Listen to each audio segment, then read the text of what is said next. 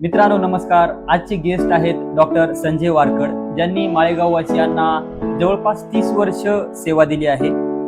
मित्रांनो, या एपिसोडमध्ये आजाराविषयी माहिती, लठ्ठपणाविषयी माहिती, पित्त असेल किंवा आपली जीवनशैली असेल, खानपान असेल, फवारणी असेल, अशा खूप साऱ्या विषयावर आपण चर्चा करणार आहोत. त्यामुळे मित्रांनो, हा एपिसोड खूप महत्त्वाचा होणार आहे. त्यामुळे हा व्हिडिओ शेवटपर्यंत पहा. आणि डॉक्टर संजय सर, तुमचा खूप खूप धन्यवाद की तुम्ही इतका मोलाचा आणि व्हॅल्युएबल टाईम आम्हाला दिला आहे. तर आजच्या ह्या एपिसोडमध्ये डॉक्टर संजय वारकड यांचं स्वागत आहे इन्फोविजय चॅनलमध्ये.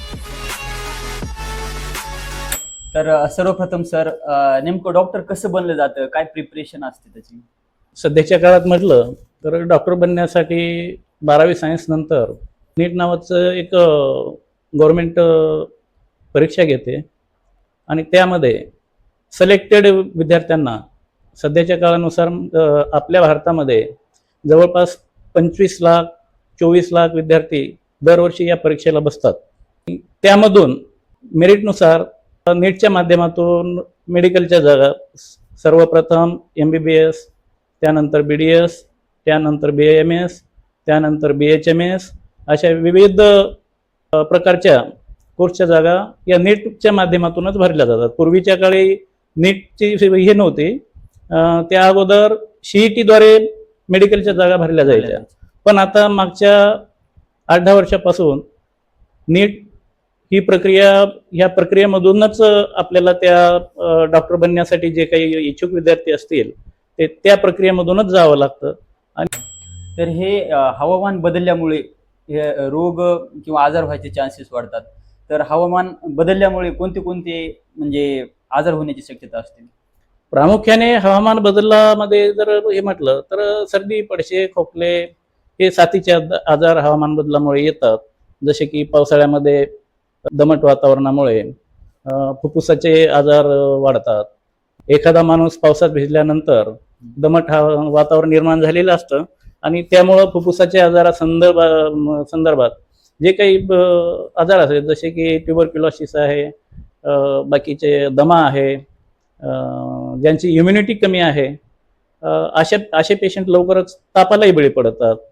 असे अनेक आजार आहेत जे की हवामान बदलामुळे ज्यांची प्रतिकारशक्ती कमी आहे ते लवकरच त्या आजाराला बळी पडतात. आता उन्हाळ्यामध्ये जास्त आजारी होतात, तर यामागचं काय कारण आहे? उन्हाळ्यामध्ये का आजारी होतात जास्त? उन्हाळ्यामध्ये आजारी होण्याचे कारण म्हणजे कसं आहे की आपण पुरेसं प्रिकॉशन घेत नाही. उन्हाळ्यामध्ये सैल कपडे घालणे, त्यानंतर पुरेसं शरीरामध्ये वॉटर इनटेक आपण वाढवत नाही आणि ज्यावेळेस सूर्य माथ्यावर येईल, डोक्यावर सूर्य आल्याच्या नंतर म्हणजे साधारणतः 12 ते 4 या वेळेमध्ये कोणत्याही व्यक्तीने, त्यातल्या त्यात आजारी व्यक्तीने, लहान मुलांनी, म्हातारी माणसं जी असतात त्यांनी बाहेर जाण्याचे टाळावे. कारण का सूर्य खूप उष्ण झालेला असतो, आपल्या डायरेक्ट मेंदूवर त्याचा अटॅक होतो सूर्यप्रकाशामुळे. आणि अशा वेळेस ऊन लागलं म्हणतो आपल्या भाषेमध्ये, पण ते तसा प्रकार नसतो, ते हिट स्ट्रोक असतो तो. त्यामुळे अशा वेळेत तर सर्वसाधारण कोणत्याही माणसाने 12 ते 4च्या या वेळेमध्ये, खास करून शेतकऱ्यांनी 12 ते 4च्या या वेळेमध्ये शेतातली कामं थांबवली पाहिजेत. एवढ्या वेळामध्ये झाडाखाली बसून 12 ते 4 पर्यंत त्यांनी आराम केला पाहिजे. 4च्या नंतर उठून शेतात कामे केली तरी चालेल. प्रवास सुद्धा टाळला पाहिजे. कारण का एकदा हीट वेव्ह जर ही तयार झाली शरीरामध्ये तर लगेच एखाद्या पेशंटचा BP लो होतो, त्याला चक्कर येते, उलटी होते, मळमळ होते आणि त्याला जर वेळीच उपचार भेटला नाही तर कदाचित रुग्ण दगावण्याची शक्यता असते. उन्हाच्या हिटिंगमुळे हे एवढं होऊ शकतं? हा, उन्हाची तीव्रता फार भयानक असते. आणि प्रत्येक माणसाने उन्हाळ्यामध्ये छत्रीचा वापर केला पाहिजे. डोक्यावर गमजा, रुमाल किंवा टोपी, उन्हाळी कॅप वगैरे घातली पाहिजे. आणि फळांचा वापर केला पाहिजे. रसदार फळं जसे की टरबूज आहे, खरबूज आहे, अंगूर आहे, त्या मोसमी फळं जर खाल्ले तर रुग्णांना किंवा सर्वसामान्य माणसांना या गोष्टीचा नक्कीच फायदा होतो. तरी पण उन्हाळ्यामध्ये कोणत्या गोष्टीची अजून काळजी घेतली पाहिजे? सर्वच माणसांनी उन्हाळ्यामध्ये आपल्या शरीरामध्ये पुरेसं पाणी साठवलं पाहिजे. म्हणजे जास्तीत जास्त पाणी पिलं पाहिजे, वॉटर इंटेक वाढवला पाहिजे आणि जेवणाच्या वेळच्या वेळी पाळल्या पाहिजेत. आणि उन्हाळ्यामध्ये कोल्ड्रिंक्स टाळली पाहिजे, त्यानंतर ड्रिंक्स टाळली पाहिजे. कारण का ह्या उन्हाळ्याच्या ह्याच्यामध्ये माणसांना अ, उष्णतेमुळे बऱ्याच आजारांना तोंड द्यावं लागतं. कोल्ड्रिंक्समुळे ओबेसिटी, जाडपणा वाढतात. 100% खरं आहे की कोल्ड्रिंक्स मध्ये अनेक घटक जे शरीराला नकोसे आहेत ते घटक सामावलेले आहेत. आणि दुसरी गोष्ट, शुगर एवढ्या मोठ्या प्रमाणात असतो कोल्ड्रिंक्समध्ये. हा कोल्ड्रिंक्समध्ये. आपल्या 4 कप चहाच्या बरोबर एका कोल्ड्रिंक्समध्ये शुगर असतं. आणि आपले तरुण मुले 4 कोल्ड्रिंक्स एका टाइमला at a time 4 cold drinks 3 cold drinks पित असतात. त्यामुळे ते शरीरावर फार वेगळ्या प्रकारचं हे करतो, इफेक्ट करतं. आणि त्यामुळे शरीरातलं शुगर वाढल्यामुळे आपल्याला भूक लागत नाही, त्या जेवण जात नाही आणि ओबेसिटीचं प्रमाण वाढतं. त्यामुळे तर चहा किती प्रमाणामध्ये योग्य आहे? चहा तसा 1 कपापेक्षा जास्त नसायलाच पाहिजे. 1 कप चहा पुरेसा आहे. 1 कप चहामध्ये जेवढं शुगर जाईल तेवढं शरीराला आपल्याला आवश्यक असतं आणि ते शुगर आपल्या दिवसभराची कमतरता भरून काढतं. म्हणजे दिवसभरामध्ये एक कप एक चमचा साखर असलेलं चहा आपल्याला दिवसभरासाठी पुरेसं आहे. त्यानंतर ताप, खोकला यासारखे हे छोटेसे आजार गंभीर आजाराचे लक्षण असू शकतात का? नाही, तसं नाही. काही साथीचे रोग असतात, काही आपल्याला अतिश्रमामुळे, अति कामामुळे ह्याच्यामुळे आलेले असतात. आणि काही रोगांना आपण बळी पडतो, जसे की साथीचे रोग आहेत. आणि त्यामध्ये सर्दी, पडशे, खोकले, न्यूमोनिया अशा आजारांना आपण बळी पडतो. त्यावेळेस आपली इम्युनिटी स्ट्रॉंग ठेवणे गरजेचे आहे. इम्युनिटी, हे नेमकी इम्युनिटी काय असते? इम्युनिटी म्हणजे शरीरातली रोगप्रतिकार शक्ती. जसे आपल्या शरीरामध्ये आता आपण श्वास घेतो, श्वास घेतल्याबरोबर शरीरात अनेक प्रकारचे व्हायरस, बॅक्टेरिया इंटर करतात. आणि त्याच वेळेस आपल्या आतमध्ये जे इम्युनिटी, शरीराची जी इम्युनिटी तयार झालेली असते ती त्याच्यावर प्रतिहल्ला करते आणि त्यांना गिळंकृत करून टाकते, त्यांना खाऊन घेते. त्यामुळं आपण काय होतो, आपलं शरीर आणि आपण सुरक्षित राहतो. असे अनेक टीबीचे जंतू असतील, अनेक व्हायरल असतील, अनेक बॅक्टेरियलही असतील, जेव्हा आपल्या शरीरात इंटर करतात त्यावेळेस आपण आपल्या शरीरातले जे काही इम्युनिटी असते, प्रतिकारशक्ती असते, ती त्यांना प्रतिकार करते आणि त्यांना जागीच थोपवते. थोडक्यात म्हणजे शरीराचं संरक्षण करण्यासाठी असलेली मिलिटरी म्हणजे इम्युनिटी. ती आपल्या शरीरात आलेल्या प्रत्येक जंतूला गिळंकृत करते, खाऊन टाकते. जसं आपल्या देशावर सीमेवर जसं सैन्य असतं आणि एखादा बाहेरचा आतंकवादी येतो त्यावेळेस त्यांना ताबडतोब फायर करतात, त्याचप्रमाणे आपल्या शरीरात असलेली इम्युनिटी, WBC म्हणू आपण त्यांना, की हे काय करतात, ताबडतोब त्या आलेल्या बॅक्टेरियाला खाऊन टाकतात आणि त्यामुळे आपण सुरक्षित राहतो. त्यामुळे इम्युनिटी ही फार महत्वाची आहे. त्यासाठी इम्युनिटी जर आपल्या शरीरात काय व्यवस्थित ठेवायची असेल तर आपल्याला चांगला आहार, रोज व्यायाम केला पाहिजे आणि चांगलं डाएट घेतलं पाहिजे. त्यानंतर डोक्याला ताप चढणे म्हणतात, तर हा कोणता प्रकार आहे?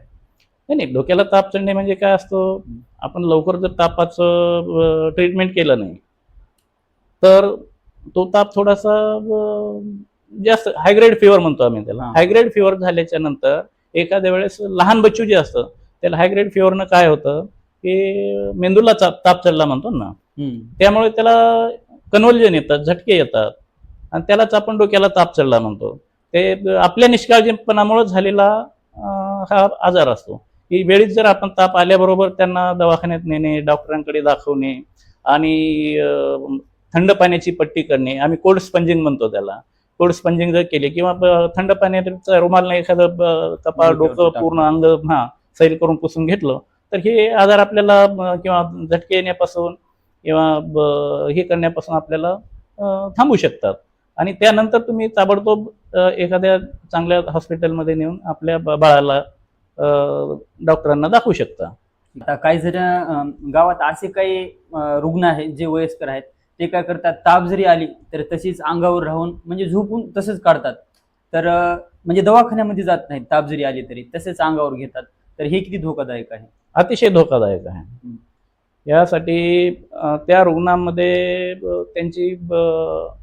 त्यांचा अवेअरनेस नसतो, त्यांना ती माहिती नसते, त्यांच्या गंभीरतेबद्दल त्यांचे परिणाम काय आहेत हे रुग्णांना माहीत नसते, म्हणून ते अंगावर काढतात.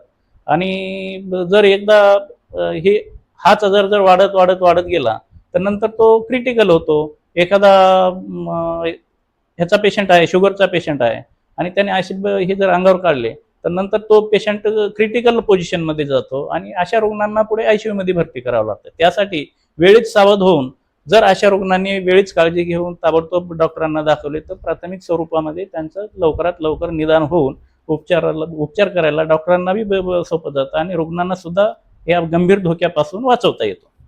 त्यामुळं ताप जरी आली असेल, काही जरी तब्येतीमध्ये बिघड झाली असेल तर लवकरात लवकर हॉस्पिटलला पोहोचणंच योग्य राहील. हे अगदी अगदी योग्य आहे, अगदी योग्य. आजार होण्यामागचे म्हणजे मुख्य कारण कोणते असतात तरी पण? आजार होण्यामागचे मुख्य कारणे आपले चुकीची आहार पद्धती. आपण दिवसभर काय खातो आणि आराम करतो का, त्याचबरोबर आपण एक्सरसाइज करतो का, आणि आपण स्ट्रेस किती घेतो, ह्या अनेक कारणे, एक नाही अनेक आजारी पडण्याचे अनेक कारणे आहेत. त्यामध्ये तुम्ही कोणत्या प्रकारचं जेवण करता, किती वेळा करता, आणि कधी झोपता, किती तास झोपता, उठल्याच्या नंतर तुम्ही एक्सरसाइज करता का, व्यायाम करता का, योगा करता का, ह्या गोष्टीला पण महत्त्व दिलं पाहिजे. आणि हेच मुख्य कारणे आहेत. आजारी पडण्यामागचे असे अनेक कारणे आहेत. म्हणजे होईल तेवढी सेल्फ केअर महत्वाचीच आहे. आपल्या भारतामध्ये सेल्फ केअर आज म्हणजे फार कमी प्रमाणात लोकांना माहिती आहे. जसं की हायजेनिक, आपण स्वच्छ राहिलं पाहिजे. आता आंघोळ तर आपण रोज करतो, पण आपल्या बाकी जे काही काळजी घ्यायला पाहिजे, दातांची काळजी घेतली पाहिजे, डोक्याची काळजी घेतली पाहिजे, केसांची काळजी घेतली पाहिजे, डोक्याला आपण तेल लावलं पाहिजे, मसाज केला पाहिजे, ह्या गोष्टी आपण करत नाही. त्यानंतर स्वच्छ कपडे वापरले पाहिजे, रोजचे धुतलेले कपडे वापरले पाहिजे, प्रेस करून वापरले पाहिजे, ह्या गोष्टी आणि इतर बऱ्याच काही गोष्टी आहेत. तर सर, आजकाल तरुणांमध्ये शुगर, डायबिटीज किंवा हाय ब्लड प्रेशर हे जे कारण आढळतात, हे जे सिम्पटम आढळतात, तर यामागचं काय कारण वाटतं तुम्हाला? लाईफस्टाईल. आजकालची लाईफस्टाईल आपली खूप बदलून गेलेली आहे. तरुणांमध्ये शुगर वाढण्याचं एकमेव कारण त्यांची लाईफस्टाईल, त्यांच्या झोपेच्या वेळा, त्यांच्या खाण्यापिण्याच्या वेळा, त्यांच्या जागरण करण्याच्या वेळा, आणि सर्वात मोठा त्याचा फटका शत्रू जर असेल तर हा मोबाईल आहे. त्याचं कारण कसं आहे की आजकालचे तरुण रात्री 2 वाजेपर्यंत मोबाईल बघत बसतात. आणि 2च्या नंतर त्यांना कुठं झोपायला जर गेले 2 ते सकाळी 6पर्यंत 8पर्यंत झोपतात. त्यामुळे ही अतिशय चुकीची पद्धत आहे. जेव्हा आपण रात्रीचं जेवण जेवढं लवकर घेऊ, जेवढं लवकर आराम करू, तेवढंच सकाळी ताजेतवाने होऊ. पण असं न करता ही तरुण पिढी मोबाईलच्या आहारी जाऊन एखादं TV सिरियल पाहणे, मोबाईल हाताळत बसणे, जास्तीत जास्त मोबाईल हाताळत बसल्यामुळं तो किती वेळ झाला, मोबाईलमध्ये किती वेळ गेला याचा कधीच विचार करत नाही. आणि त्याला पुरेशी झोप भेटत नाही. भेटली नाही तर त्याचं डायजेशन बिघडून जातं, त्याला सकाळी पोट साफ होत नाही, त्यानंतर ते सकाळचा आहार व्यवस्थित घेत नाही, मग चहा बिस्किट घेतो. तो बिस्किटमध्ये शुगर मोठ्या प्रमाणात असतं, त्यामुळे चहामध्ये बिस्किटमधून शुगर त्याला भेटल्यामुळं त्याला भूक लागत नाही. भूक नाही लागली तर तो जेवण करत नाही, सकस आहार घेत नाही. सकस आहार नाही घेतला तर डायजेशनमध्ये प्रॉब्लेम होतो. सकस आहार न घेतला तर त्याला ताकद कशाची भेटून जाईल? ताकद नाही भेटणार, शक्ती नाही येणार. त्यामुळे ते अशा चुकीच्या लाईफस्टाईलमधून डायबिटीजला आहारी जातो. आणखी एक मुख्य कारण डायबिटीजचं म्हणजे सततची चिंता, चिडचिडपणा, चिंता, ह्या सुद्धा त्यामध्येच हे येतात. हे प्रमुख कारण आहे. चिंता आहे, स्ट्रेस आहे, ह्यामुळे हे 2 कारणं आणि लाईफस्टाईल, 2-3 कारणं डायबिटीजसाठी खूप महत्त्वाचे आहेत. हल्लीच्या ह्या प्रेझेंटमध्ये ओबेसिटी म्हणजे लठ्ठपणा हे खूप मोठ्या प्रमाणामध्ये दिसत आहे आपल्याला. तर हे जे लठ्ठपणा आहे ते हेल्थसाठी किती रिस्की असू शकतो?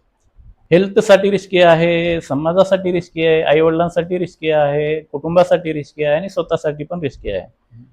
हेच रिस्कचं प्रमाण हे जर बघितलं आपण तर जो व्यक्ती सकस आहार घेत नाही, जो व्यक्ती व्यायाम करत नाही, जो व्यक्ती वेळेवर झोपत नाही, वेळेवर उठत नाही, अशा व्यक्तीला ओबेसिटी होणारच, लठ्ठपणा होणार. लठ्ठपणा होण्याचे आणखी काही कारणे, आपण फास्ट फूडच्या मागे लागलो आहोत. आजकाल प्रत्येक घराघरात फास्ट फूड येऊन पोहोचले. पिझ्झा, बर्गर, नूडल्स जे काही आहे, आणि त्यानंतर आपण आता मागे उल्लेख केल्यासारखं मॅगी आहे, कोल्ड्रिंक्स आहेत. त्यामुळे हीच आपली लाईफस्टाईल बदलली ना. त्यामुळे 3 पांढऱ्या वस्तू आपल्या दुश्मन आहेत: मीठ, साखर आणि मैदा. आणि ह्या तिन्ही वस्तू पिझ्झा, बर्गर मध्ये आपल्याला आढळून येतात. आणि चौथी वस्तू कोल्ड्रिंक्स. त्यामुळे ओबेसिटी वाढायला लागली. आणि बाकी शुगर म्हणा, ओबेसिटी म्हणा, हे एकाच नाण्याच्या 2 बाजू आहेत. जे की तुमची लाईफस्टाईल बदलली, तुमचे फास्ट फूड खाण्याचं प्रमाण वाढलं. पूर्वी फास्ट फूड भेटत नव्हतं किंवा खात नव्हते, लोक टाळत होते. सकस आहार घेण्याचं प्रमाण कमी झालं आणि आरोग्याविषयी जागरूकता कमी झाली. त्यामुळे ओबेसिटी वाढायला लागली. आणि दुसरी गोष्ट म्हणजे वर्कआउट पण कमी झालं. वर्कआउट हा तर अत्यंत महत्वाचा प्रश्न आहे. वर्कआउट म्हणजे प्रत्येक माणसांनी, जो माणूस जन्माला आलेला आहे त्याला वर्कआउट करणं फार नेसेसरी आहे. कारण का वर्कआउट जर तुम्ही करत नसाल तर तुमच्या दिवसभरातल्या 24 तासात तुम्ही काय काय खातो याकडे आपण खूप दुर्लक्ष करतो. आणि त्याला पचवण्यासाठी तुमच्याकडे पुरेसं वर्कआउट नसेल तर फॅट डिपॉझिट होत जाणार तुमच्या शरीरामध्ये. फॅट डिपॉझिट होत जाणार. जसं फॅट डिपॉझिट होईल तसं तुमचं वजन वाढेल. तुम्हाला हळूहळू कालांतराने शुगरकडे घेऊन जाईल ते. आणि अशा वस्तू हळूहळू हेच होणार. त्यासाठीच आपल्याला खूप महत्वाचं आहे की आपण आपल्या आरोग्याची काळजी करणे आणि आहारावर नियंत्रण ठेवणे. आहार काय घ्यायचा ह्या गोष्टी आपणच जपल्या पाहिजेत. आता तुमच्या एक्सपिरियन्समध्ये हे शुगर किंवा ही ओबेसिटी हे कधीपासून आढळले? म्हणजे 2007 किंवा 10? नाही, तसं पूर्वीपासून आहे. मागच्या 15 वर्षापासून हे खेड्यापाड्यामध्ये चालू झालेलं आहे. जोपर्यंत आमच्या खेड्यापाड्यामध्ये घरोघर मोटारसायकली नव्हत्या, घरोघर 4 व्हीलर नव्हत्या, तोपर्यंत, आता मी 25-30 वर्षापासून ह्या भागामध्ये प्रॅक्टिस करतो, तर त्यावेळेस सुरुवातीला प्रत्येक खेड्याला कनेक्टिव्हिटी फक्त ॲटोची किंवा एखादी बस जायची एवढीच होती. प्रत्येकाच्या घरी मोटरसायकली नसायच्या, प्रत्येकाच्या घरी 4 व्हीलर नसायची. त्यामुळे त्या लोकांना माळेगावपर्यंत 4 किलोमीटर, 3 किलोमीटर, 5 किलोमीटर पायीच यावं लागायचं. आणि त्याचा फायदा असा व्हायचा की त्याच्या चालण्यामुळे, वर्कआउटमुळे त्या पेशंट, त्या गावामध्ये कधी अटॅकचा पेशंट आढळला नाही, कधी ओबेसिटीचा आढळला नाही. फार कमी प्रमाणात शुगरचे पेशंट वय झाल्यानंतर आढळायचे. पण आता जे सर्रास प्रत्येक गावामध्ये 5-50 पेशंट ओबेसिटीचे आहेत, 5-50 शुगरचे आहेत. शुगरचे तर बहुतांश पेशंट आहेत. आणि अटॅकचं प्रमाण तर खूपच वाढून गेलंय.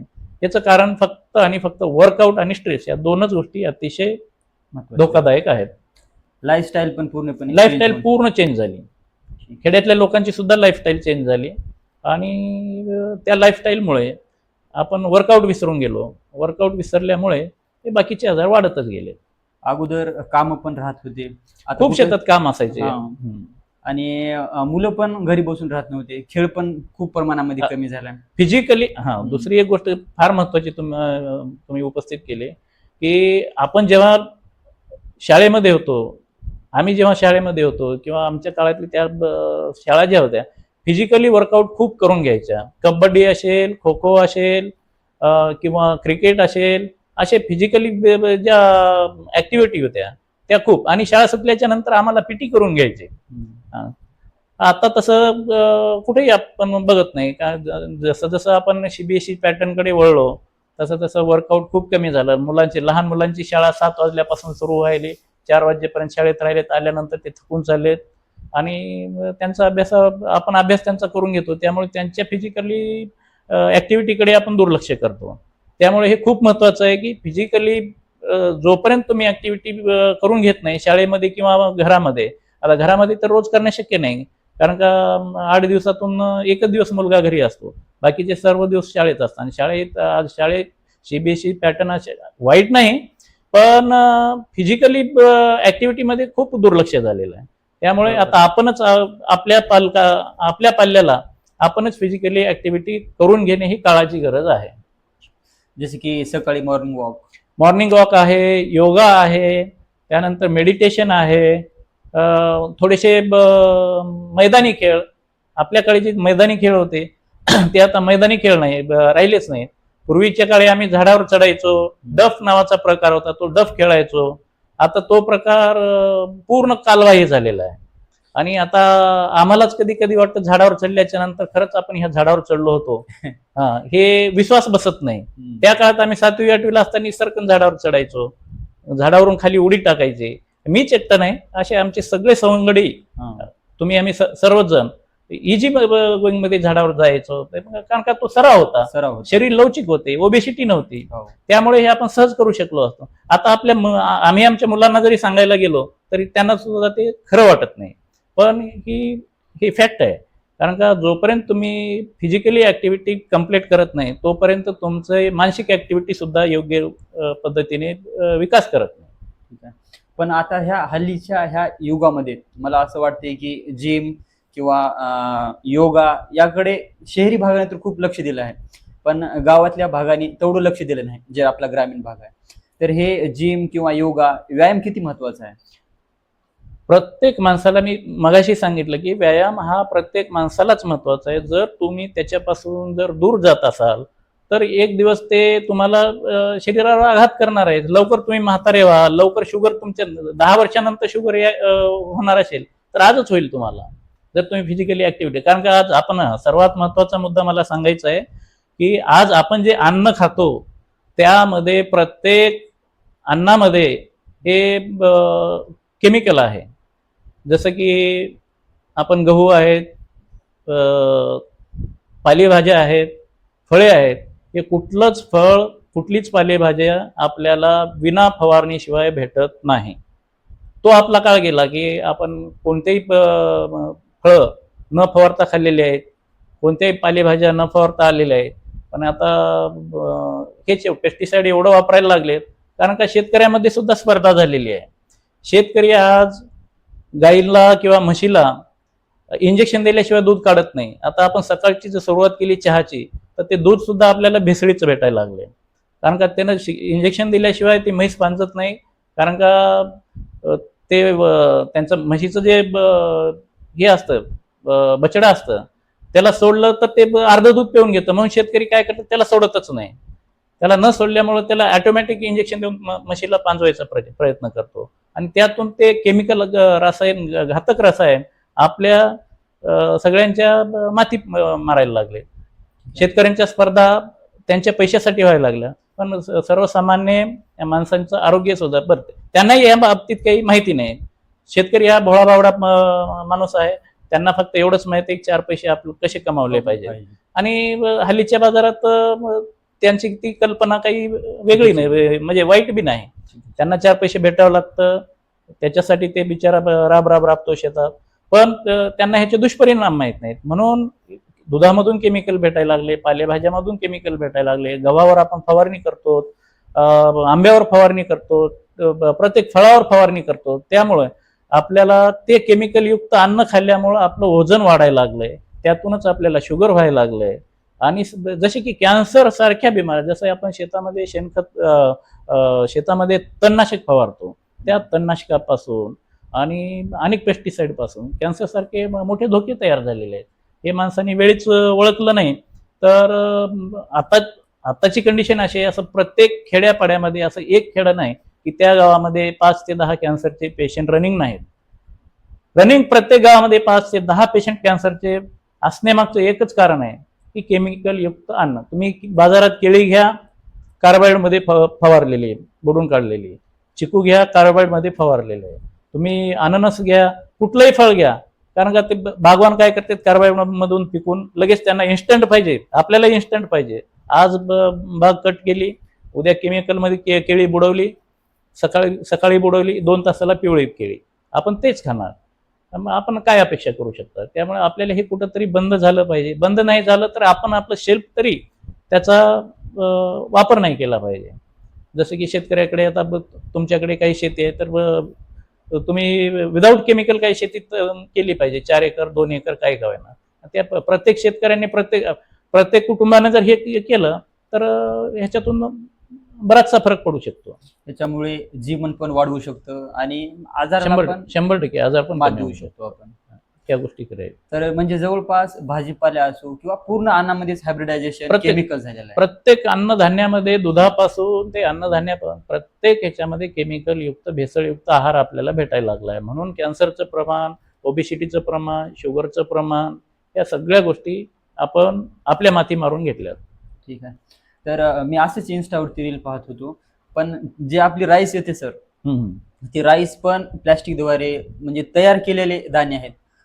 राईस आहे त्याच्यामध्ये परत गव्हाचे दाणे आहेत. हे देखील काय करतात, प्लॅस्टिक मधूनच त्या टाईपचे म्हणजे तांदूळ बनवतात, गहू बनवतात.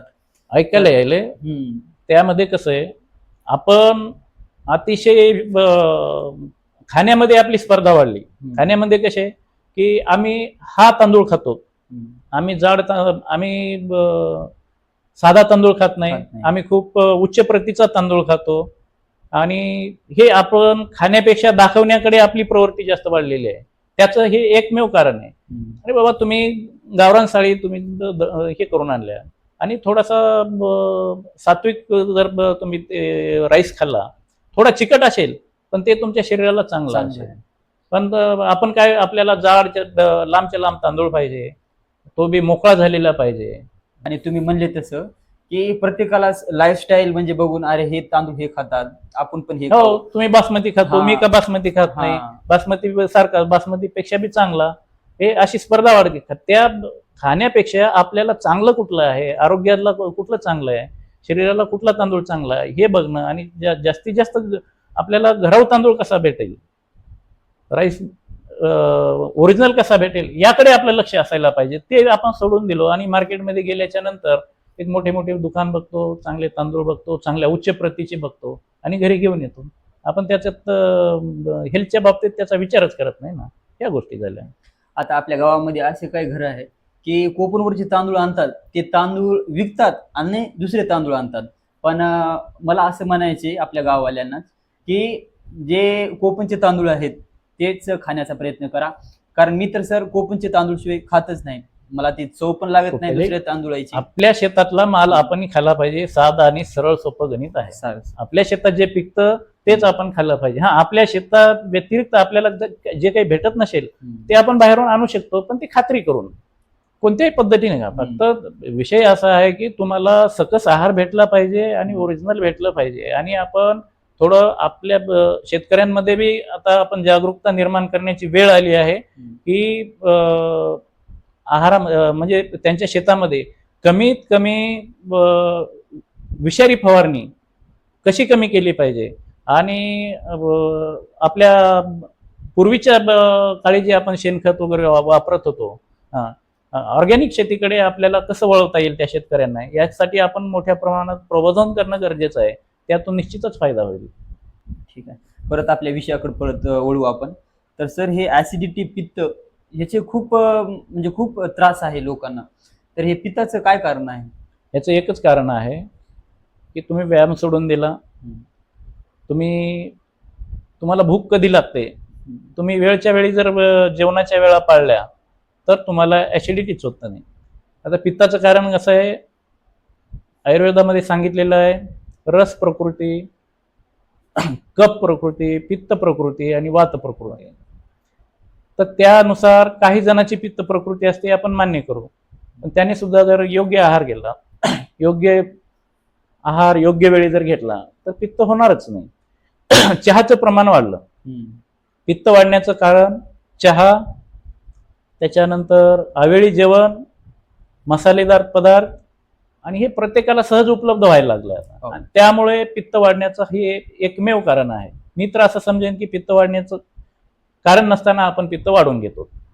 कारण का तुम्ही भूक लागल्याशिवाय जेवण करतो आणि अवेळी जेवण करतो जेवणाचा टाइम पाळत नाही. त्यामध्ये तुमच्या जेवणामध्ये मसाला किती आहे, तुमच्या जेवणामध्ये तेल किती आहे, तुमच्या जेवणामध्ये तिखट किती आहे, तुमच्या जेवणामध्ये चहाचं प्रमाण किती आहे, ह्या गोष्टी आपण कधी विचारच करत नाही.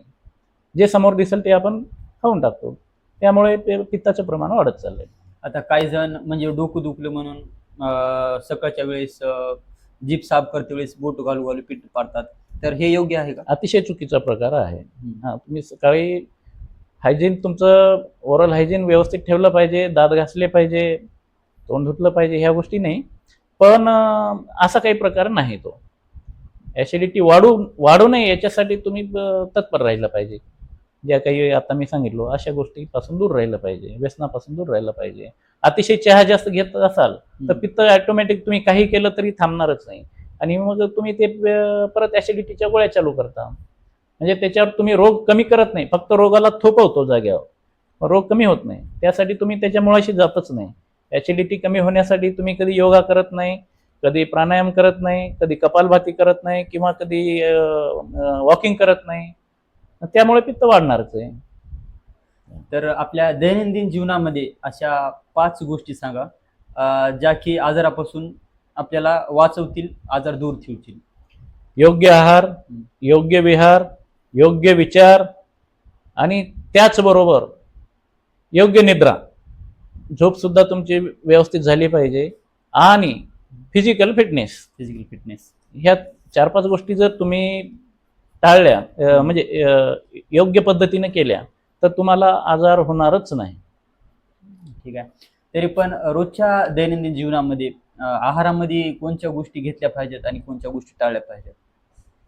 जसं की आहारामध्ये आपण सकस आहार ज्याला म्हणतो, पालेभाज्या, फळे, दूध, अंडी,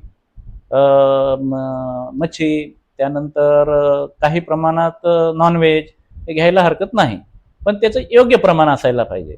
अतिरेक कशाचाही झाला तर तुम्ही आजाराला बळी पडणारच आहात. अतिरेक कशाचा म्हणजे न करता योग्य प्रमाणात जर आहार घेतला तर आपल्या शरीराचं पोषण करण्यासाठी तर आपल्याला आहाराची आवश्यकता आहे, तसेच विश्रांतीची सुद्धा आवश्यकता आहे, आणि मेंटल स्ट्रेस, ह्या सगळ्या गोष्टी जर तुम्ही योग्य पद्धतीनं हाताळलो तर खूप काही सोपं होईल. ठीक आहे. तर हे जे नॉनव्हेज आठवड्यामधून जे 3-4 वेळेस खातात, हे योग्य आहे का? आता तसं पाहिलं तर व्यक्ती तेवढ्या प्रवृत्ती असतात. तर त्या कसं आहे, तुम्हाला काय सण होतं, किती प्रमाणात सण होतं, हे ज्याचं त्यानं ठरवायचं असतं. एखाद्या माणसानं चहा पिल्यानंतर ऍसिडिटी वाढते तर त्याने चहा पिऊ नये. एखाद्या माणसाला अतिशय जास्त नॉनव्हेज खाल्ल्यामुळे जर त्याला कोलेस्ट्रॉल वाढत असेल तर त्यानं नॉनव्हेज बंद केलं पाहिजे, किंवा महिन्यातून एखाद्या वेळेस घेतलं पाहिजे. एखाद्या माणसाला शुगर असेल तर त्यानं गोड खाणं टाळलं पाहिजे. एखाद्या माणसाला पोटाचा त्रास असेल, इंडायजेशन आहे, किंवा एखाद्याला आपण कॉन्स्टिपेशन म्हणतो, मलबद्धता आहे, त्याला पोट साफ होत नाही, तर त्याने ह्या तेलकट तळलेल्या वस्तू अशा टाळल्या पाहिजे. मसालेदार पदार्थ टाळले पाहिजे. त्यानं दूध, बिस्किट असे ही बिस्किटासारखे पदार्थ खाल्ले नाही पाहिजे. फास्ट फूड खाल्लं नाही पाहिजे, कारण का त्याला ते पोट साफ होत नाही. अशा माणसानं पाणी जास्त पिलं पाहिजे. उपाशी म्हणजे योग्य वेळी भूक लागल्याशिवाय जेवण नाही केलं पाहिजे. तर ह्या गोष्टी आपल्याला सहजपणे टाळता येतील. तर आपल्या ग्रामीण भागामध्ये महिला म्हणजे जास्तच उपवास धरतात, तर हे जास्त उपवास धरल्यामुळे आजार होण्याची शक्यता आहे. अगदी खरं आहे. एक तर महिलांना कसं असतं, आपल्या ग्रामीण भागातल्या ज्या महिला असतात त्यांना सकाळी उठल्यापासून घरचं काम करायचं असतं. घरचं काम झाल्याच्या नंतर त्या शेताला जातात, शेतात सुद्धा राब राबतात. परत संध्याकाळी आल्याच्या नंतर त्यांना स्वयंपाक पाणी करून परत कामाला लागतात. तर ह्या सगळ्या गोष्टी महिलावर खूप जबाबदारी आहे. त्यासाठी ह्या महिला काय करतात, भाऊक असतात. त्या 8 दिवसातून 3 दिवस, 2 दिवस, 4 दिवस उपवास करत असतात. आणि उपवास करत असताना प्रत्येक वेळी चहा, त्यानंतर शाबू, त्यानंतर पापड असे पदार्थ वेळोवेळी घेतात. त्यामुळे त्यांना एक तर त्याच्यापासून फायदा काहीच होत नाही, उलट डायजेशन बिघडतं, शरीरातलं हिमोग्लोबिन कमी होतं, कारण का आहार व्यवस्थित घेत नसल्यामुळे त्यांना हिमोग्लोबिन वाढत नाही. आणि जसं हिमोग्लोबिन कमी झालं तसं त्यांच्यामध्ये चिडचिडपणा येतो, अशक्तपणा येतो, चक्र यायला लागतात, बीपी लो व्हायला लागते. एक तर एक्झर्शन त्यांचं जास्त आहे, एक्झर्शन जास्त आणि आहार कमी. आणि जिथं आहार चांगला आहे तिथं एक्झर्शन नाही. त्यामुळं जिथं एक्झर्शन जास्त आहे, आहार कमी आहे, तिथं हिमोग्लोबिन कमी व्हायला लागले. आज हा फार चांगला विषय तुम्ही काढला. खेड्यामध्ये आज मी प्रॅक्टिस करताना असं आढळून आलंय की जवळपास 70% महिलांना हिमोग्लोबिनचा प्रॉब्लेम आहे. का? तर योग्य आहार घेत नाही. त्याचं कारण कसं, दिवसातून 3 ते 4 वेळा चहा घेतात, 8 दिवसातले 2 ते 3 दिवस उपवास धरतात, त्यामध्ये परत अजून एखादी एकादशी येते, एखादी दुसरं कोणतं महाशिवरात्री येते. त्यामुळं काय होतंय, आणखी परत परत परत परत ते चहा घेणे, उपवासाचे पदार्थ खाणे. आणि उपवासाचे पदार्थ तरी फळं खाल्ले तरी आपण समजू शकू, पण फळं एकदाचं भरणपोषण चांगलं करते शरीराचं. पण खेड्यामध्ये फळं भेटत नाहीत, फक्त चहा आणि शाबू आणि पापड या गोष्टी पूर्णतः बायकांच्या हिमोग्लोबिन कमी करण्यास कारणीभूत आहेत. हिमोग्लोबिन कमी झालं की त्यांना पायाला गोळे येणे, चक्कर येणे, बीपी लो होणे यासारखे आजारांमध्ये त्यांना म्हणजे हे राहत नाही. त्यामुळे त्या चिडचिड्या बनल्या जातात. तर ह्यातून हे टाळण्यासाठी त्यांना एकच करायला पाहिजे. जर तुम्हाला 8 दिवसातून 1 दिवस उपवास असायला पाहिजे, हरकत नाही, पण त्या दिवशी तुम्ही उपवासामध्ये काय घेता हे खूप महत्वाचं आहे. आणि ते जर तुमच्यानं होत नसेल तर उपवास करण्यास काही अर्थ राहणार नाही. ठीक आहे. तर हल्लीच्या ह्या तरुण पिढीमध्ये किंवा ह्या युगामध्ये स्ट्रेसचं, एन्झायटीचं खूप प्रमाण वाढलेलं आहे. तर याचा शरीरावर कसा परिणाम होतो? ही सायकल आपली एकमेकावर डिपेंडिंग आहे. जर तुमच्याकडे तुमच्या ह्याच्यामध्ये ट्रेस असेल, डोक्यावर ट्रेस असेल, तर तुमचं डायजेशन व्यवस्थित होणार नाही. डायजेशन व्यवस्थित झालं नाही, तुम्हाला पचन व्यवस्थित होणार नाही, तुम्हाला ऊर्जा निर्माण होणार नाही, तुमच्यात ताकद राहणार नाही. त्यामुळे आता म्हणल्यासारखं तुमचं हिमोग्लोबिन कमी होईल किंवा तुमचं कॅल्शियम कमी होईल, तुम्हाला प्रोटीन डाएट भेटणार नाही आणि काही खाण्याकडे तुमचं लक्षच नसणार आहे.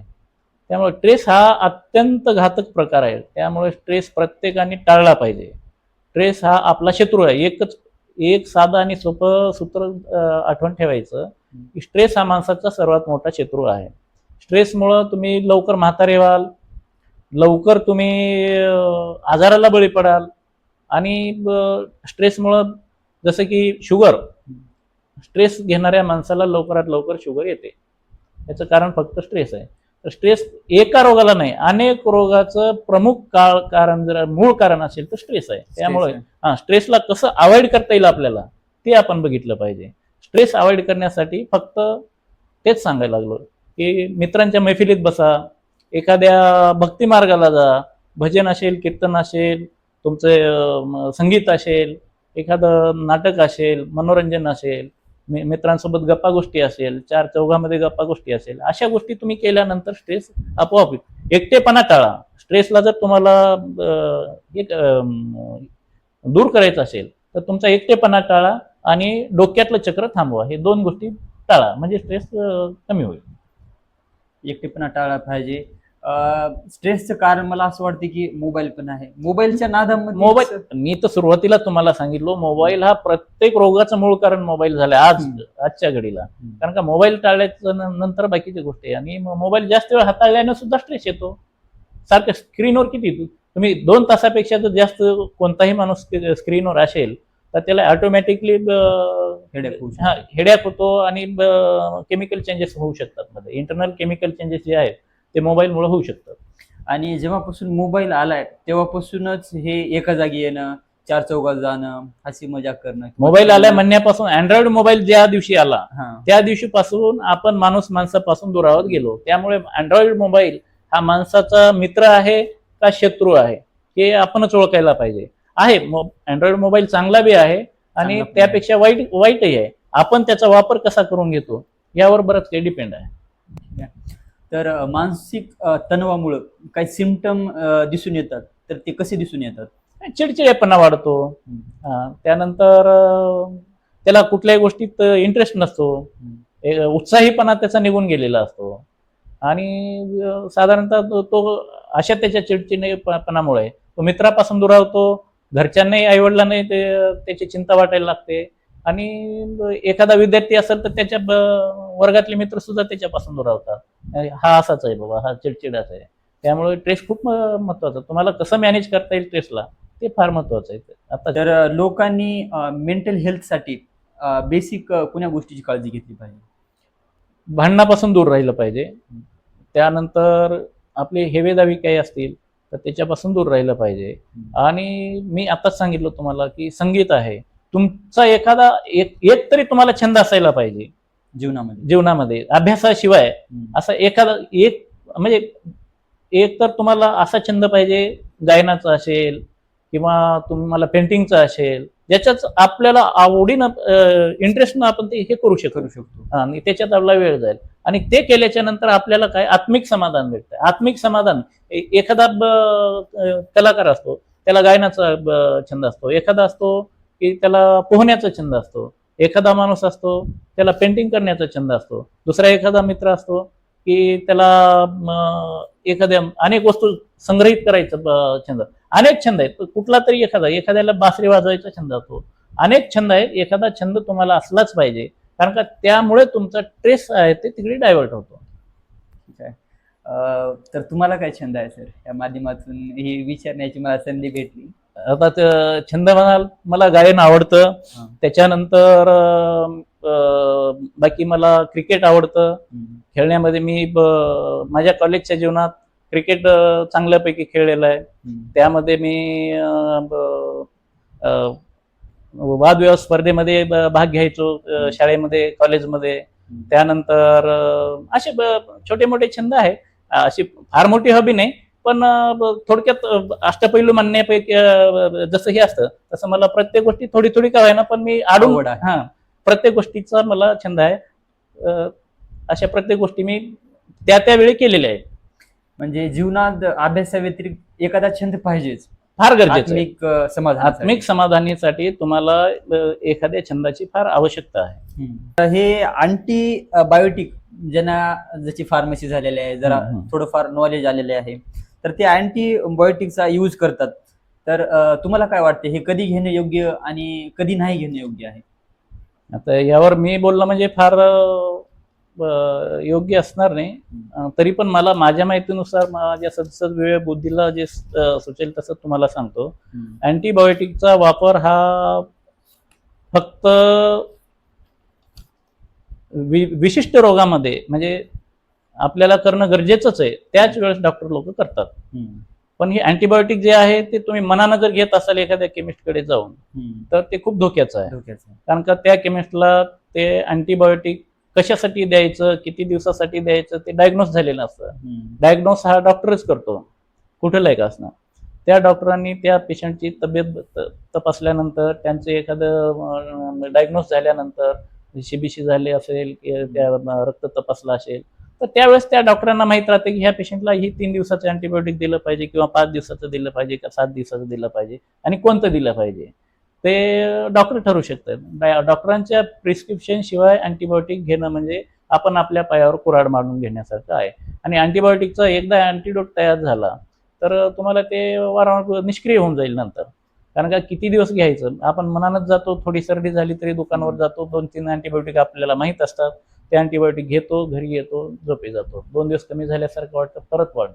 त्यामुळे आपल्या शरीराच्या मध्ये बिघाड करून घेणे, मनाने अँटीबायोटिक घेणे म्हणजे आपल्या शरीराचं आपण नुकसान करून घे.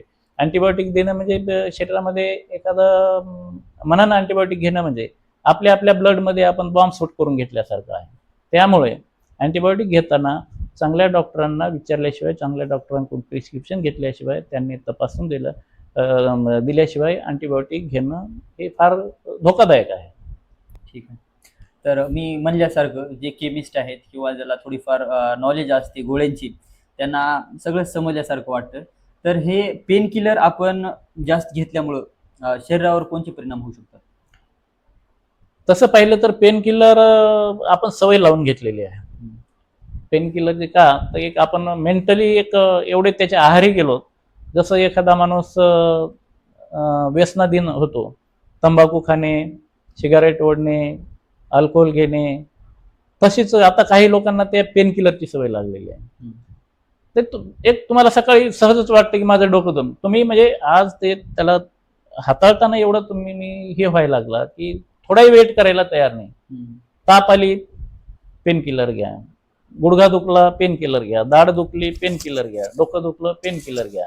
त्यामुळे ह्या पेन किलरचा तुमच्या शरीरावर अतिशय घातकपणे विपरीत परिणाम होत आहे.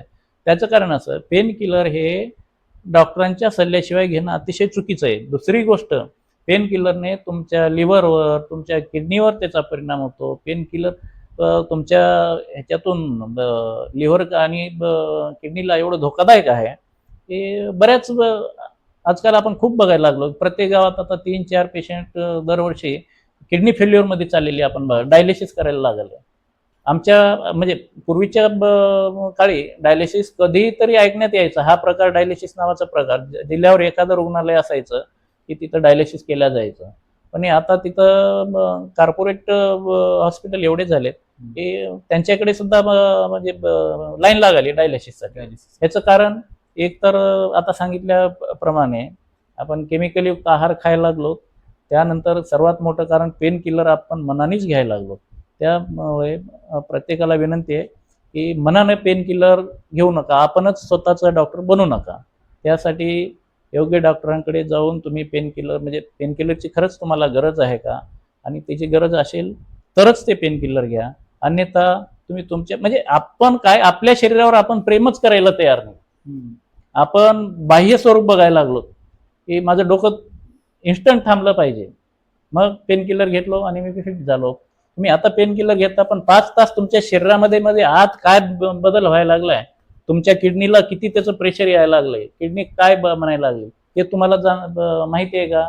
अनॅटॉमी फिजिओलॉजी आपण कधी बघितलेली आहे का? ते माहिती नाही. म्हणून आपण फक्त पेन किलर घेणं एवढंच माहित, त्याचे दुष्परिणाम माहित नाही. म्हणून कृपा करून त्याचे दुष्परिणाम माहीत नसताना औषधी घेणं टाळावेत. ठीक आहे. म्हणजे कोणते पण औषध घेणं कोणतंही औषध जर घ्यायचं असेल तर डॉक्टरांच्या सल्ल्याशिवाय. कारण का त्या डॉक्टरांनी आयुष्यातले 5 वर्षे 7 वर्षे 4 वर्षे त्याच्यात घालवलेले असतात आणि तुम्हाला 2 दिवसात एखाद्या मोबाईलवर वाचून ते पेन किलर ह्याला चालतं त्याचे साईड इफेक्ट काही माहिती नाही ते घेणं खूप धोकादायक आहे. काही रुग्ण पैसे वाचावेत म्हणून जे काही तुम्ही डोस देता 2-4 दिवसाचा ते कमी औषध घेतात, तर हे पण घातक आहे. नाही, रुग्णांचंच नुकसान आहे ना ते. एखाद्या डॉक्टरकडे तुम्ही जाल त्यावेळेस त्या डॉक्टरांनी तुम्हाला योग्य प्रकारे तपासणी करूनच तुम्हाला डोस ठरवून दिलेला असतो. त्यानुसारच तुम्ही ते घेतला पाहिजे. हे माझं सरळ सरळ मत आहे. आणि त्याच्यात जर आपल्या ग्रामीण भागामध्ये जास्त करून जे वयोवर्ध आहेत, जे जास्त वय आहे, जे असे लोक आहेत ते काय करतात की साहेब माझं हे काहीतरी दुखायलं ते काहीतरी दुखायलं, म्हणजे तुम्हाला फोर्स करून स्लाईन लावायला लावतात किंवा आयव्ही लावायला लावतात. तर हे कसं हँडल करता तुम्ही? नाही, आता कसं आहे ज्या पेशंटला खूप आता एखाद्या पेशंटचा बीपी थोडा कमी व्हायला लागला आहे आणि त्याचं रक्त तपासल्यानंतर त्याला थोडंसं हिमोग्लोबिन कमी आहे वाटलं किंवा त्याला कॅल्शियम कमी आहे वाटलं तर एखादं कॅल्शियमचं इंजेक्शन टाकून असे डॉक्टर त्याला सलाईनमधून देऊ शकतात. किंवा एखाद्या पेशंटला अशक्तपणा आहे तर एखादं शक्तिवर्धक इंजेक्शन टाकून ते देऊ शकतात. पण विनाकारण पेशंटने आग्रह बी धरू नये. आणि ते डॉक्टरांना माहीत असल्यावर डॉक्टर त्याला योग्य पद्धतीने हँडल करतात. ठीक आहे. तर हार्ट अटॅकचं प्रमाण जास्तच वाढलेलं आहे. तर हार्ट अटॅक किंवा स्ट्रोकची सुरुवाती म्हणजे चिन्ह कोणते असतात? याचं बेसिक कसं आहे हार्ट अटॅकचा जो आपण मुद्दा काढला तो सध्याच्या कंडिशनला खूप चांगल्या वेळेत काढला. कारण का कसं आहे अटॅकचं प्रमाण आता दिवसेंदिवस वाढत आहे हे तर आपण बघतच आहोत. त्यात अटॅक हा काही 1 आणि 2 दिवसात येणारा विषय नाही.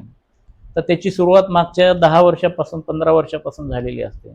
आपल्या चुकीच्या आहाराच्या पद्धतीने आता मागे म्हणल्यासारखं की तुम्ही किती प्रमाणात कोलेस्ट्रॉल घेता आणि नुसतं कोलेस्ट्रॉलच नाही तर तुम्ही आपल्या ह्या सर्व विषयावर जे बोलणं झालेलं आहे ट्रेस कसा हँडल करता आणि कोलेस्ट्रॉल किती प्रमाणात घेता. आता तुमचं शरीर सांगते की तुला कोलेस्ट्रॉल बस झालं आता तू नॉनव्हेज खाऊ नको तरी आपण न ऐकता तेलकट तुपकट तेल खातो, तूप खातो, दूध खातो, अंडी खातो, हाय प्रोटीन खातो.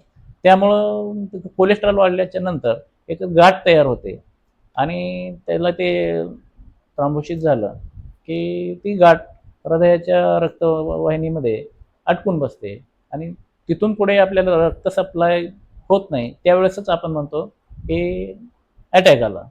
तर ह्याची सुरुवात काही एका दिवसात होत नाही.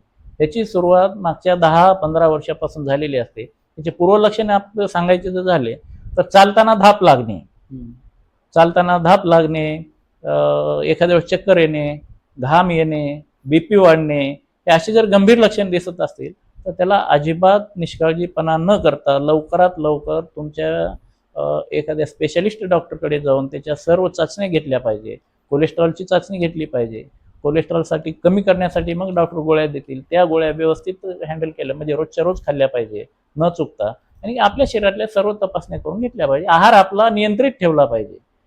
आहार नियंत्रित ठेवला आणि स्ट्रेस नियंत्रित ठेवला की तुम्हाला अटॅक आणि पॅरालिसिस होणार नाही. आहार नियंत्रित ठेवला, स्ट्रेस नियंत्रित ठेवला, तुमची बीपी वाढणार नाही, तुम्हाला स्ट्रोक येणार नाही, एखादा पॅरालिसिस होणार नाही. आहार नियंत्रित ठेवला, स्ट्रेस नियंत्रित ठेवला की तुम्हाला कोलेस्ट्रॉल नियंत्रित राहील. त्यामुळे तुम्हाला रोज सकाळी तुम्ही वॉकिंग करा, स्विमिंग करा, योगा करा, प्राणायाम करा. योगा प्राणायाममध्ये तुम्ही कपालभाती वगैरे असे जे काही बैठे हे आहेत ते करू शकता आणि कोलेस्ट्रॉलला तुम्ही अवॉइड करू शकता. आणि आहाराच्या पद्धती जे आहेत, आपण आज दिवसभर काय काय खाल्लं तर त्यात आपण किती चाललो हा बी विचार केला पाहिजे. आपण चालतो किती, फिजिकल ऍक्टिव्हिटी करतो किती आणि त्या मानाने आपण जेवण करतो किती, त्या जेवणात आपण काय घेतो हे सुद्धा एक ह्याचाच विषय आहे. तर जेवढं तुम्ही हाय प्रोटीन हाय रिच तुम्ही जेवण कराल तेवढंच तुम्हाला फिजिकली ऍक्टिव्हिटी वाढवावं लागेल. जर तुम्हाला फिजिकली ऍक्टिव्हिटी होत नसेल तर तुमचा आहार तुम्ही सर्वप्रथम नियंत्रित करा, तरच ह्या हार्ट अटॅकला आणि पर्यायाने तुम्हाला पॅरालिसिसला टाळता येतो. तर किडनी स्टोन जे होतं ते कसं आपण अवॉइड करू शकतो? पाणी कमी पितो आपण आणि पाणी कमी पिल्यामुळं आपल्याला काय होतं ते जर बारीक स्टोन असेल तर आपल्याला ते पेन व्हायला लागतं आणि पेन झालं की आपल्याला दवाखान्यात ॲडमिट व्हावं लागतं. ते किडनी स्टोनला जर आपल्याला मॅनेज करायचं असेल तर आपल्याला पाणी कमी केलं पाहिजे, पाणी भरपूर पिलं पाहिजे आणि कॅल्शियमयुक्त पदार्थ कमी केले पाहिजे. जसे वांग आहे, वांग, काकडी, तुमचं टमाटा आहे, पालकची भाजी आहे आणि मच्छी, ह्या ज्याच्यातून आपल्याला कॅल्शियम जास्त प्रमाणात, दूध ज्याच्यातून कॅल्शियम जास्त प्रमाणात भेटतं, असे ह्या गोष्टी आपण अवॉइड केल्या पाहिजे. आणि रोजच्या रोज थोडंसं आपण जर हे पाणी जर भरपूर प्रमाणात पिलं तर आपल्याला किडनी स्टोनला अवॉइड करता येईल. जर आपल्या लघवीचा कलर जर पिवळा येत असेल, उन्हाळ्यामधून खास करून सांगतो, आपल्या लघवीचा कलर जर पिवळा येत असेल तर आपल्याला समजून घ्यायचं की आपल्याला पाणी कमी पडलंय. लघवीचा कलर जर पाण्यासारखाच येत असेल पांढरा शुभ्र तर समजायचं की आपण योग्य प्रमाणात आपलं पाण्याचं नियंत्रण ठेवलेलं आहे. नसेल तर ताबडतोब आपण पाणी वाढवलं पाहिजे.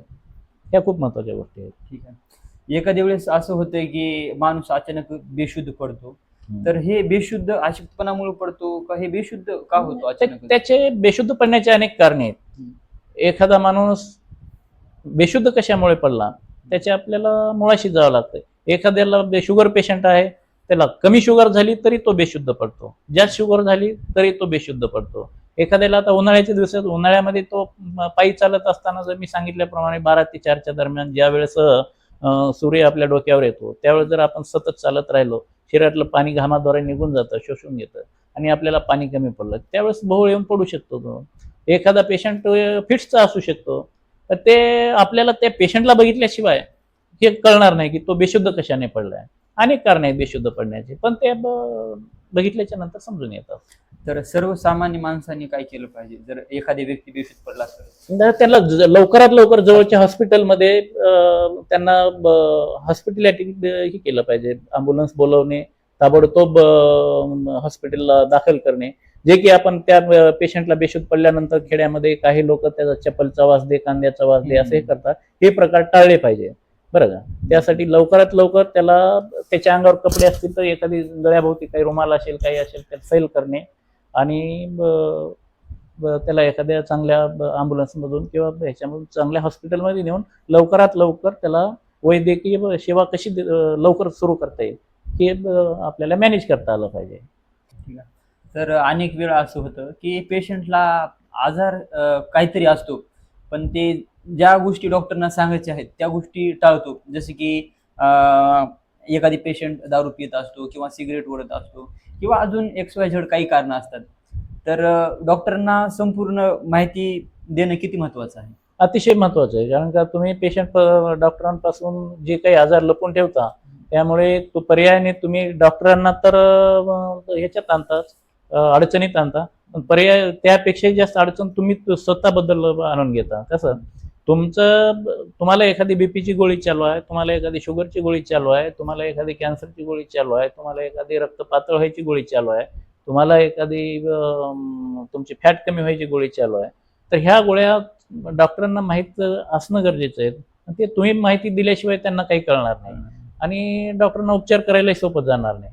तर ह्या ज्या घरच्या व्यक्तीने, समजा त्या व्यक्तीला ते सांगण्याच्या तयारीत नसला तर घरच्या जवळच्या व्यक्तीने ताबडतोब डॉक्टरांशी संपर्क साधून त्यांना चालू असलेली ट्रीटमेंट डॉक्टरांना ताबडतोब कळवणं गरजेचं आहे.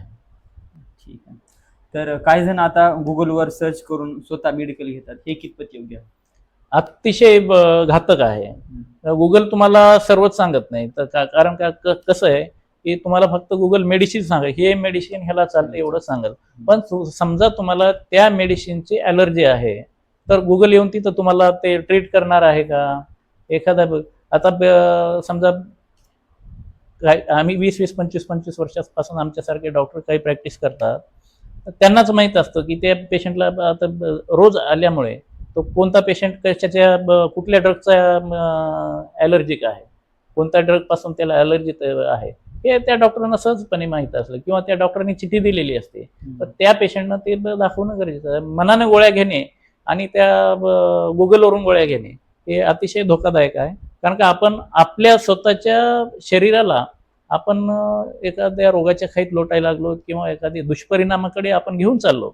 ते तसं न करता, कारण का मेडिसिन हा विषय किंवा वैद्यकीय क्षेत्र एक असं आहे की तुम्ही तुमच्या मनानं तुम्ही 5 वर्षे 7 वर्षाचा तो कोर्स केल्याच्या नंतर तुम्ही ते करू शकता, जर तुम्हाला हे असेल तर मग डॉक्टर झालेला असेल. पण असं एका दिवसात गुगलनं जर सांगितलं असतं तर मोठ्या मोठ्या संस्था, मोठे मोठे कॉलेजेस, मोठे मोठे हे गव्हर्नमेंटला एक डॉक्टर घडवायला किती किती किती लाख रुपये खर्च येतो, तो आपल्या आवाक्याच्या बाहेर आहे. आणि तेवढं खर्च केले नसते ना, मग त्यांनी डायरेक्ट गुगलवरून प्रत्येकाला रोज सकाळी त्यांनी हे मेसेज पाठवला असता की आज संडास लागली तर ह्या गोळ्या घ्या, उलटी झाली तर ह्या गोळ्या घ्या. तसं न करता कृपा करून कोणत्याही माणसाने गुगलवरून औषधं कुठल्याही प्रकारचे असतील न खरेदी करता आपण डॉक्टरांच्या परवानगीशिवाय घेऊ नये. रुग्ण असे असतात की डॉक्टरची फी द्यायची म्हणलंय की थोडं कितपत कितपत करतात, पण तेच पैसे दारूमध्ये म्हणा, सिगरेटमध्ये म्हणा, तंबाखूमध्ये म्हणा, म्हणजे ह्यामध्ये घालायला विचार करत नाहीत. तर यावर काय मत आहे तुमचं? सगळ्याच काही असे नसतात. फार दोन विचार ते कुठल्याही क्षेत्रामध्ये, वैद्यकीय क्षेत्रामध्येच नाही, असे बरेच आहेत. बसमध्ये बसल्यानंतर एखादा माणूस असतो की तिकीटच काढत नाही. त्याला आपण काय करणार आहे? नाविलाज आहे. एखादा माणूस एखाद्या चित्रपटात गेलो तर तिथं ते न काही हे करता तसंच निघून येतो. असं नाही की प्रत्येकानं ते असं केलं. त्याची मेंटॅलिटी असते, त्यानुसार ते आपण त्याला कितीही मार्गदर्शन केलं तर तो त्याच्या मेंटॅलिटीच्या बाहेर येत नाही. त्यामुळे त्याला हे नाही, त्याचं त्याला हे यायला पाहिजे त्याच्यात. ठीक आहे. एखादी गरीब व्यक्ती किंवा एखादी वृद्ध आहे अशाला आपण समजू शकतो. पण काही तरुण मुलं असे आहेत की व्यसनाधीन झालेले आहेत, तर ते व्यसनाला प्राधान्य देतात पण डॉक्टरच्या फीला प्राधान्य देत नाही. आता आपल्या गावात आपण बरेच, मी मागच्या 10 वर्षात एवढे तरुण मुलं व्यसनाने मृत्यू पावलेले बघितले. आपल्या जवळचे आहेत, आपल्या गावातले आहेत, बाजूच्या खेड्यातले आहेत, ज्यांना आम्ही समुपदेशन 6 महिने सारखं समुपदेशन केलं, काउन्सिलिंग केली की बाबा हे काही दिवसानंतर तुझं लिव्हर खराब व्हायला, तू लिव्हर सिरोसिस कडे चाललास, त्यामधून नंतर आता तुला हे व्हायला लागलंय, पोटात पाणी व्हायला लागलंय आणि तुझ्या पायावर सूज यायला, तू काही दिवसात मरणार आहेस. तरी सुद्धा ते व्यसनाच्या एवढे आहारी गेलेले आहेत की ते बाहेर आलेच नाहीत. कमीत कमी मागच्या ह्या 4 ते 5 वर्षामध्ये 20 ते 25 तरुण आपल्या गावातले आणि आजूबाजूच्या खेड्यातले जाताना आपण डोळ्यांनी बघितले पण त्यांना काहीच करू शकलो नाही, हे आपली शोकांतिका आहे. कारण का खूप वेळा काउन्सिलिंग केली पण ते म्हणतात ना, दारू ही ओठाला लागण्यापूर्वीच सुटते. दारू कधी सुटते? ओठाला लागण्याच्या पूर्वी. एकदा ती ओठाला लागली की ती माणसाला सोडत नाही. त्यासाठी प्रत्येक तरुणांना विनंती आहे, गावकऱ्यांना विनंती आहे, आपल्या सर्व तरुण तुमच्या माध्यमातून सर्व तरुणांना अशी विनंती आहे की बाबा, तुमचं कुटुंब तुमच्यावर अवलंबून आहे. तुमची पत्नी असेल, तुमची मुलं असतील. आज तुम्ही थोडासा विचार करा, आपल्या घरातला करता एखादा गावातला करता माणूस गेलेला आहे दारूच्या आहारी आणि तो मृत्यू पावलाय दारूच्या व्यसनामुळे. तर आज त्याच्या कुटुंबाची परिस्थिती तुम्ही बघा काय आहे.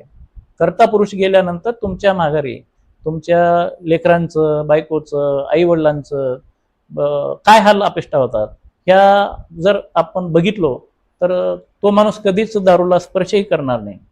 तर माझी एवढीच कळकळीची विनंती आहे सर्वात शेवटी की बाबा तरुणांनो, हात जोडून नम्र विनंती आहे की तुम्हाला असं नाही वाटत की तुम्ही एकटेच चाललात, तुम्ही अख्खं घर आणि एक पिढी सोबत घेऊन निघून चाललात. त्यासाठी कृपा करून तुम्ही व्यसनापासून वेळीच सावध राहा. नाही तर तुम्ही आई वडील भाऊ बहीण तुमचे नातेवाईक पर्यायाने तुमची पत्नी आणि मुले ह्यांची एवढी हेळसांड होणार आहे ते आपण बघायला लागलो. त्यासाठी कृपा करून सुद्धा सर्व तरुणांना एक एवढंच सांगणं आहे की व्यसनापासून दूर राहा.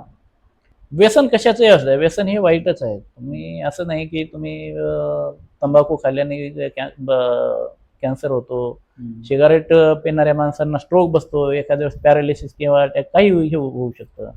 त्यामुळे सिगारेट खूप घातक आहे, तंबाखू खूप घातक आहे. हे सांगायच्या गोष्टी झाल्या. पण तुम्ही प्रत्येक तरुणानं, जो तरुण किंवा माणूस मोठा असेल लहान असेल, व्यसन करताना रिकाम्या वेळी एवढाच विचार करा की आपल्यासोबतचे ओळखीचे किती तरुण गेले, दारू पिल्याने किती गेले, तंबाखू खाल्ल्याने किती गेले, कॅन्सर होऊन किती गेले आणि बिडी सिगारेटने किती गेले.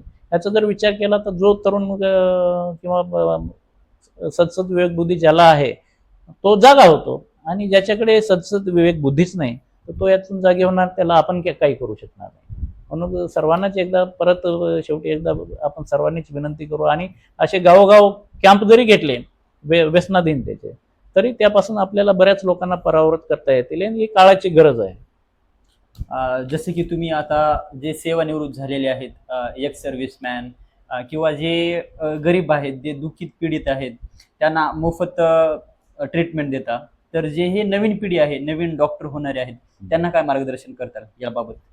आता नवीन पिढीला सांगायचं म्हटलं तर ते माझ्यापेक्षा खूप हुशार आहेत, सांगायची काही आवश्यकता नाही. पण प्रत्येकाने एक आपण जन्माला आल्याच्या नंतर आपण या समाजाचं काहीतरी देणं लागतो आणि म्हणून पैसा तर आपण सर्वच जण कमावणार आहे ते, पण त्यातून आणखी गोरगरीब जे कारंजले गांजले त्याशी म्हणे जो आपुले असे उक्तीप्रमाणे जे खरंच गोरगरीब कुटुंब आहेत, ज्यांच्याकडे पैसे नाहीत, जे आपली वैद्यकीय ही फीस भरू शकत नाही, अशा कुटुंबांना आपण कुठंतरी उदार मनाने आपण जवळची औषध देऊन किंवा आपल्या त्यांची फीस न घेता थोडं फार ह्याच्यातून ह्या समाजाची आपण उत्तरही होऊ शकतो. आणि एवढं तर प्रत्येक डॉक्टरांच्या, प्रत्येक वैद्यकीय व्यावसायिकांच्या हातात आहे. मला तर सर्वात शेवटी एवढं हे सांगायचं आहे की प्रत्येक वैद्यकीय व्यवसायांनी सीमेवर लढणाऱ्या जवानांच्या कुटुंबियांना तुम्ही कमीत कमी फीस तरी आकारू नका. तेवढं जरी केलं तरी त्या जवानांना तिथं वाटेल की बाबा आमची दखल घ्यायला गावात कोणीतरी आमचे हे बसलेले आहेत. आणि मी तर म्हणेल ना, फक्त वैद्यकीय सेवा कशाला, बाकीच्या ज्याही काही सेवा, एखादा शिक्षक असेल तर तुमच्याकडे जर त्यांचं पाल्य एखादा सीमेवर लढणारा जवान आहे किंवा मिलिटरीचा जवान आहे, त्याचं जर पाल्य, त्याचं जर मुलगा मुलगी तुमच्याकडे ट्युशनला येत असेल तर अशा लोकांना ट्युशन फीस सुद्धा तुम्ही माफ केली पाहिजे. तर प्रत्येक वेळी सर तुम्ही दिवसाची नाही म्हणलं तर 40-50 पेशंट तपासता, तर प्रत्येक वेळी पेशंटला शांतपणे प्रेमन बोलणं हे तुम्हाला कसं जमतं? थोडक्यात तर आतून राग तर बऱ्याच वेळा येतो बघत असं, कारण का तेच ते विचारणे किंवा तेच ते हे करणे, पण त्या रागाला कंट्रोल करण्याचं एक टेक्निक असतं. आणि जर आपण प्रत्येकालाच असं जर चिडचिड करत गेलो तर येणाऱ्या ह्यांचं मत कसं असतं, आता येणारा पेशंट तुमच्याकडे येणारा पेशंट हा शिकलेला जरी असला तरी तो वैद्यकीय ज्ञान असतो, कारण का त्याला वैद्यकीय फील्डमधलं ज्ञान नसतं. म्हणून तुम्हाला त्याला कूल माइंडनं सर्वच गोष्टी समजून सांगावं लागतं. मी असेही पेशंट बघितले, जर तुम्ही त्या पेशंटचं जर समाधान झालं नाही, तुम्ही त्यांना औषधाचा डोस समजावून सांगताना किंवा हे करताना, तर तो पेशंट त्या गोळ्या घेणार नाही आणि पर्यायाने तो बरा होणार नाही. त्यासाठी मी असं बारकाईनं निरीक्षण केलंय की एखाद्या पेशंटला आपण गडबडीत औषधी सांगतो, तो पेशंट आपल्या चेहऱ्याकडे बघतो आणि आपण औषध खाली बघून सांगतो, तर त्या पेशंटला तेच कळत नाही. तर त्यासाठी आपल्याला कनेक्टिव्हिटी महत्वाची आहे. पेशंटला आपण काउन्सिलिंग करणं, प्रॉपर काउन्सिलिंग करणं फार महत्वाचं आहे, कारण का डोस त्याच्या पोटात कसा जाईल हा जो डॉक्टर बघतो तो डॉक्टर सक्सेस असतो. त्यासाठी पेशंटला प्रॉपर तुम्ही थोडा वेळ देणे, थोडा आपल्याला समजू शकतं आपली चिडचिड होते, पण ते थोडंसं स्ट्रेस आत दाबून आपण त्याला परत रिपीट एकदा नाही, दोनदा नाही, तीनदा सांगायलाच पाहिजे. नव्हे ते आपलं कर्तव्यच आहे. याच माध्यमातून मी माझ्या पेशंटची काळजी घेतो आणि पर्यायाने लोक माझ्यावर फेथ करतात, विश्वास करतात, एवढंच. पण ज्यावेळेस सर तुम्ही प्रेमाने बोलता, प्रेमाने समजून सांगता, तपासता, त्यावेळेसच मला असं वाटते की पेशंटचा म्हणजे अर्धा आजार निघून जातो आणि 100% एक विश्वास निर्माण होतो की आता मी बराच होईल. 100% ह्या गोष्टी अगदी खऱ्या आहेत. अभिमान वाटतो. आता सर मी जेव्हा लहान होतो तेव्हापासून तुमची हे जे पूर्ण आता हे तुम्ही जे एवढं इतकं मोठं दवाखाना उभा केला त्याची जर्नी मी पाहिलेली आहे. तुम्ही अगोदर आमच्या तेलगलीमध्ये राहत हो होता, हो तिथपर्यंतची जर्नी मला माहीत आहे. तर हे जे तुम्ही हे जे म्हणजे ही स्ट्रेंथ ही कुठून आली की हे तुम्ही आता तुम्ही एकदम सक्सेसफुल आहात असं म्हणू शकतो मी. हो. तर मुलांना मोटिवेट करण्यासाठी 2 शब्द सांगता का? एक तर तुमच्या धंद्यावर असलेली अगाध श्रद्धा, निष्ठा, जे की नाही, आणि आपल्यावरचा आत्मविश्वास, या 2 गोष्टी कुठल्याही व्यावसायिकाला फार महत्वाच्या आहेत. की वी कॅन डू इट, आम्ही हे करू शकतो. आणि जर आपण आपल्यावरच हे मी कसं करू, हे केल्यानं मला असं होईल का, निगेटिव्हिटी, थोडक्यात तुमची पॉझिटिव्ह एनर्जी तुम्हाला धंद्यासाठी पॉझिटिव्ह एनर्जी ही असलीच पाहिजे. नाहीतर प्रत्येक गोष्टीत जर तुम्ही निगेटिव्ह थिंकिंग करायला लागलो, निगेटिव्ह विचार आणायला लागलो की त्याचा काय परिणाम आहे, परिणामाची पर्वा न करता प्रत्येक ह्याच्यातून आपल्याला सक्सेस कसं भेटल आणि समोरच्या ह्यांचं समाधान कसं, समाधान आणि सक्सेस, ह्या 2 गोष्टी, आपल्यावरचा आत्मविश्वास आणि आपण ज्या व्यवसायात आहोत त्या व्यवसायावरची आपली श्रद्धा, ह्या गोष्टी जर तुमच्याकडे असतील तर तुम्हाला तुमच्या सक्सेस पासून कोणीही रोखू शकत नाही. मित्रांनो, थांबू आपण इथंच. डॉक्टर संजय वारकर साहेब यांच्याशी आपण जनरल गोष्टी ज्या की आपल्या आजारापासून आपण टाळू शकतो या पूर्णपणे विचारून घेतल्या आहेत. मित्रांनो, हेल्थ रिलेटेड अजून आपण क्वेश्चन सरांशी एका दिवशी अजून एक मुलाखत होणार आहे. Thank you so much. तुम्ही वेळातला वेळ काढून हे जे मला 1-1.5 तास दिले आहेत हे माझ्या जीवनामधले खूप व्हॅल्युएबल टाइम आहे सर. ह्या माध्यमातून तुमच्यासारख्याची मला मुलाखत घेण्याचा योग लाभला. तर थँक्यू सो मच. आणि मित्रांनो, हा जो एपिसोड आपण पाहतोय या एपिसोडसाठी 3 डॉक्टरांशी मी बातचीत करून क्वेश्चन काढले होते. त्यामध्ये सर आपले माळेगावचे डॉक्टर तानाजी देमगुंडे असतील, त्यानंतर डॉक्टर किशोर दाभाडे असतील, आणि माझा एक मित्र होता नवीन म्हणून, आणि इकडे एक प्रतीक आहे लातूरला. या चौघांशी डिस्कस करून त्यांचं क्वालिफिकेशन हा जे आपल्या गावापुरते मर्यादित जे प्रश्न आहेत त्यांना तेच मला सांगा म्हणलं, आणि त्यांच्या सहाय्यानेच हा एपिसोड आपल्याला पाहायला मिळालेला आहे. मित्रांनो, व्हिडिओ जर आवडला तर चॅनलला लाईक, शेअर आणि सबस्क्राईब करायला विसरू नका. Thank you so much. थँक्यू, धन्यवाद.